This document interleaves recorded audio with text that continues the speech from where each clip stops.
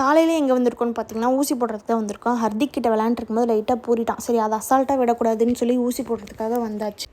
உள்ளே வர வரைக்கும் பயமா எனக்கா அப்படின்னு பேசிட்டு வந்து ஊசியை பார்த்தோன்னே அள்ளு விட்டுருச்சு. 7 வயசானாலும் அந்த ஊசிக்கு வர பயம் மட்டும் போவே மாட்டேங்குது, ஏன்னு தெரில.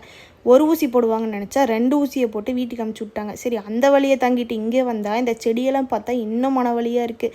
நல்லா தான் பார்த்துக்கிறேன், நல்லா தான் தண்ணி ஊற்றுறேன், ஏன் இப்படி வாடுதுன்னு எனக்கு தெரியல. இன்னும் பயிற்சி வேண்டுமோ அப்படின்னு நினச்சிக்கிட்டு எடுத்து எல்லாத்தையும் சன்லைட்டில் வச்சுட்டு சேலம் போகலான்னு சொல்லி கிளம்பியாச்சு. ஒரு சின்ன வேலை இருந்தது, அந்த வேலையை முடிச்சுட்டு என்ன பண்ணலான்னு யோசிச்சுட்டு இருக்கும்போது சரி படத்துக்கு போகலான்னு சொல்லி யோசனை வந்தது.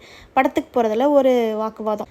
3 BHKக்கு தான் போகணும் அப்படின்னு நான் சொல்ல, அவங்க பறந்து போக்கு தான் போகணும்னு சொல்லிட்டு சரி கழுதை போயிட்டு போகுது, எப்போ பார்த்தாலும் நம்ம பேச்சு தானே கேட்குறாங்கன்னு சொல்லி நான் இன்றைக்கி அவங்க பேச்சு கேட்டு பறந்து போக்கு டிக்கெட் புக் பண்ணி 2.5 ஹவர்ஸும் ஜாலியாக இருக்கணும் அப்படின்னா அந்த படத்துக்கு போகலாம். சுவாரஸ்யம் இல்லை அப்படின்னாலும் பயங்கர என்கேஜாக வச்சுக்குது அந்த படம்.